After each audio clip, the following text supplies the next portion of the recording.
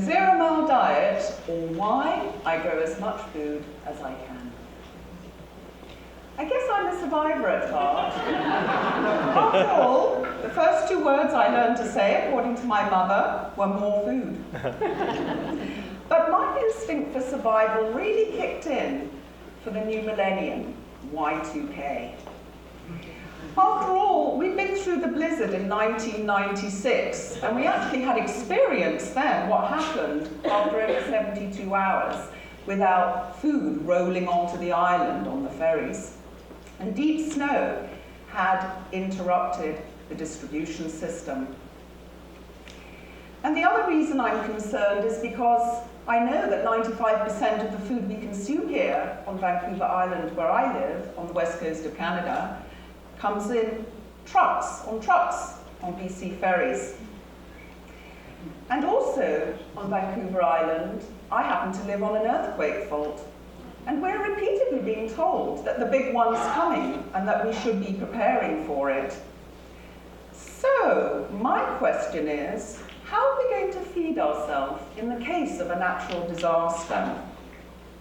So being a survivor, I decided to grow as much food as I could, and I went searching for a piece of land on which to do that. Unfortunately, I got everything I was looking for on my piece of land except for one thing: soil. I bought a piece of land that was actually 15 feet of clay fill with not an earthworm in sight. But fortunately, I'd already learned the 4 secrets of successful soil building. And I knew that I could change that using free organic waste, which was readily available in my community. By composting, using free recycled wooden pallets available anywhere at any lumberyard. Seaweed from the beach after a storm, the leaves in fall that fall from the trees, and manure. Animal manure or green manure. And we soon changed that clay fill into a productive food garden. And I started to feel a little more food secure. So then we added, with a greenhouse, a berry walk to grow the berries, a small fruit tree orchard, and I added chickens to the landscape as well for eggs. And then we also added some muscovy ducks, me Coco and Cecilia, our 3rd generation. And they all produce lots of eggs, and as you can see, there's nothing boring about Zero-Mile eggs. It's all about diversity. And then I turned to my husband one day after 5 years and I said, you know something, it's amazing.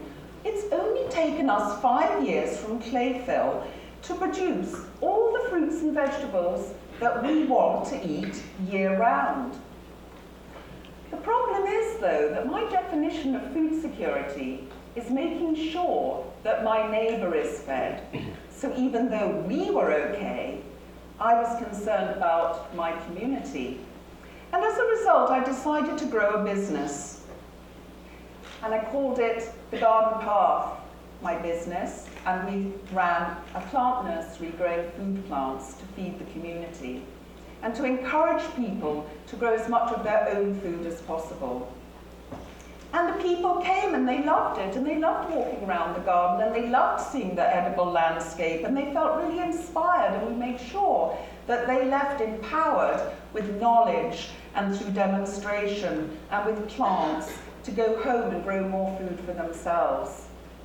And in the process of growing the business, I also realized that there was a good living to be made from the land, a message that you don't very often hear. And we actually were able to pay off our mortgage in only 8 years from the proceeds of the land from clay fill and all the food that we were growing. And over the 20 years in business, I watched my customers' children grow, and they never forgot the chickens, and they never forgot the taste of those strawberries that they picked fresh from the garden. And everybody loved the little Pacific tree frogs that were everywhere in abundance in the garden. And I love the fact that by working with wildlife and with nature, they kept my garden in balance which meant that I could enjoy gardening and I didn't have to resort to the use of pesticides. But what are we eating today? This is the average supermarket shopping experience. Aisles full of colourful packets of processed and packaged foods with their claims for good health. And this is what we're drinking. Colourful bottles of pop. But you know, the average bottle of pop actually contains 10 teaspoons of sugar. So is it no wonder that children are now exhibiting symptoms of type 3 diabetes? And who's feeding us today? And you can see from this chart, there's very few transnational corporations who actually have now gobbled up the majority of the smaller food producers in their greed for making massive profits. And what is it that we're actually being fed by these massive transnational corporations? This is a problem. In North America, they won't label the food, and now we realize that actually we're being force-fed a lot of processed foods that contain genetically modified ingredients. But we'd never know, because they won't label the products with these ingredients in them. And I feel really concerned about this because these companies have only conducted short-term, 90-day tests on the safety of this food to human health and that of the environment. And we haven't had enough time to actually learn about the long-term consequences of eating genetically modified foods or releasing them into the environment. This is what I eat, and this is what I hope that in the future we will all be eating, and that's real food. And that happens to stand for an acronym, which is Regional Environmentally Responsible Agricultural Land Use, real food. And it's real food that nourishes us and our communities. So I decided to start teaching as many people as I could to get the message out about how to grow food and how to build soil. And we offered many teaching opportunities and apprenticeship and mentorship programs. And over the years, many people came to learn. And in the process, I learned a lot as well. And one of the things I learned was one of the simplest ways of growing food by a method called lasagna gardening. And lasagna gardening is simply taking free, organic, waste materials and layering them, just like a lasagna, with a layer of compost or topsoil on top, which meant that fundamentally, with no cost and no infrastructure, you could build a food garden and plant it the very same day, any day of the year, which makes growing food accessible to one and all, and also gets rid of a lot of waste in the process.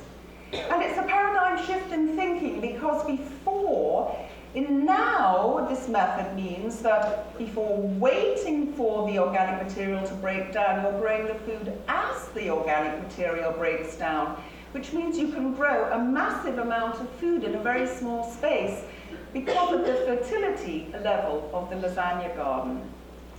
And another thing I discovered was that we could grow winter vegetables because we live in an area with a mild temperate winter climate where we can grow food all year round. And there's no infrastructure required to grow winter vegetables, they need it cool. And we could simply grow them outside like this, just using those free recycled wooden pallets in order to keep the plants off the ground away from the bugs. And many people over the years discovered that they too could grow food in winter. And I had a 1-week winter vegetable sale in the fall every year for several years, and more people came and more people planted the winter food and they returned again to grow more.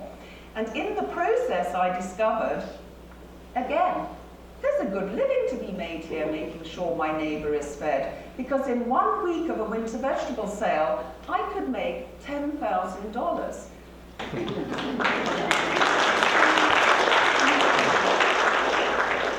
But look what's happened to our seeds. You can see from this diagram a century ago and just 80 years later what has happened to the diversity of the food plants that are available to us today. And I feel deeply concerned about this because this is our plant genetic heritage from our ancestors who have been saving and passing seeds from generation to generation for 10,000 years. And here we are. How could we have allowed this to happen? The little bit of plant genetic diversity left to us needs to be saved. And so at the garden path, we only grow open pollinated food plants, which means that we in turn can save seeds of those plants to grow the next year's harvest. And we turn varieties of tomatoes through a simple method of fermentation into platefuls of seed. And all the food that's growing in our garden, eventually, we allow the best of the plants and the healthiest plants to go to seed, and we collect them so that we always have seed with which to grow next year's harvest. Because I say that there's no such thing as sustainable food production if you don't have the seeds with which to grow the food. And you know, there's nothing new about this because this happened during World War II, the Victory Garden campaign. In a response to war, they encouraged people to get out there and to grow food because it was important to feed the troops overseas, and it was also important to feed the people left behind. And I call this the Zero-Mile Diet is like the new Victory Garden. It's exactly the same. The same things they advocated back then in a response to war are the same things that people are doing today in a response to uncertainty and insecurity around food security issues. One of the things about the Zero-Mile Diet is that you eat your food all year round. It's not just about harvesting fresh produce from the garden. So we turn all our fruits and vegetables, we can them and pickle them and freeze them and dry them and ferment them. And in this process I learned that in order to reach as many people as possible, I should start writing books about my experiences. And so I wrote the Zero-Mile Diet Cookbook. And I want to know what's happened to the food that's being grown today, and this picture clearly shows there's something seriously wrong with the food that is being fed to us.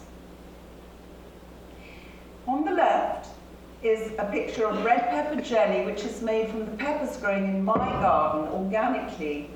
Peppers that have been grown in soil and ripened by the sun.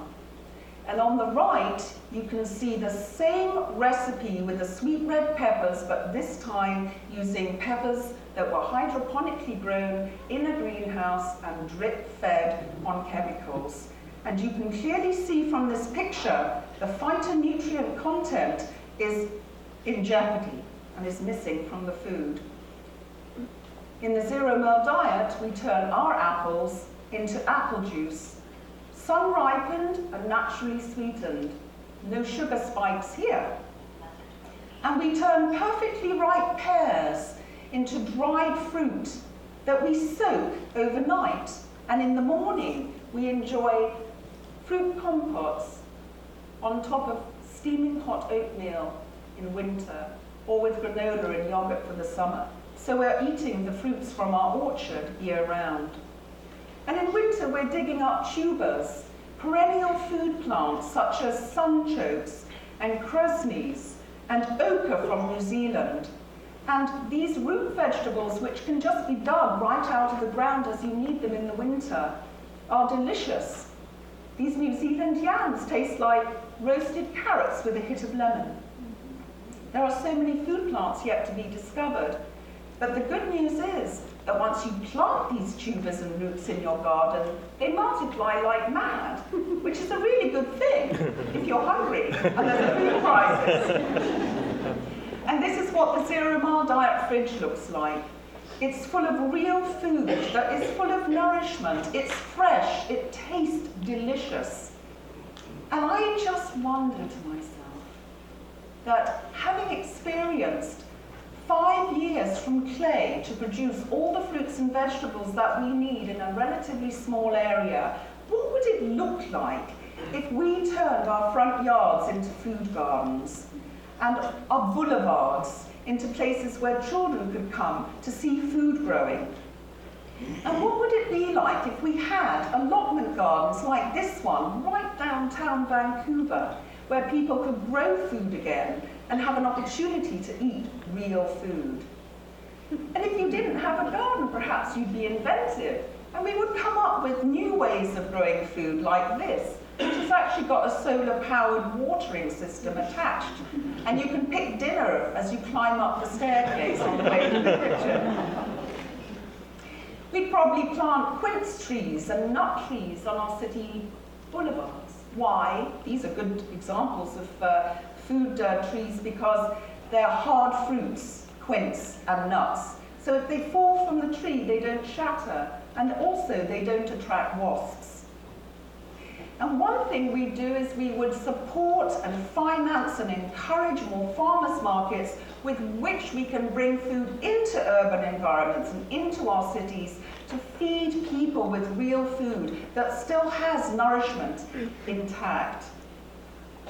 And we would make sure that the next generation of growers would know how to grow food and would be able to provide the food that we need because they will be feeding us in the future. And we will make sure that never again will we forget where our nourishment comes from, and that the sustenance and the source of our well-being lies with the food that we're eating. And we'd probably have seed banks, local seed banks, organized on a neighborhood level or at least a regional level. And then we would have the seeds, the open pollinated diversity of food seeds with which to grow the food. So the choice is clear, and it's up to us to decide. Are we going to have more food recalls and gastroenteritis, or are we going to choose the gastroeconomy and real food as a solution for feeding us in the future? In 2004, the Environmental Working Group did a study on 10 babies that were born in a hospital in America, and they checked the contents of the umbilical cord, and they found over 200 industrial chemicals and pollutants in that baby's umbilical cord. That is before that child has even taken its first breath. So I just have one more question for us. This is it. And I hope that in future that we will see real food on our plates and a gastroeconomy that will feed us and our communities with food that nourishes us, all of us. Thank you.